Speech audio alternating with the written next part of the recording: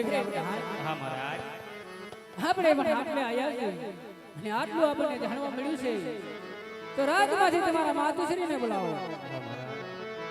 હે આજે પર ઢાંડ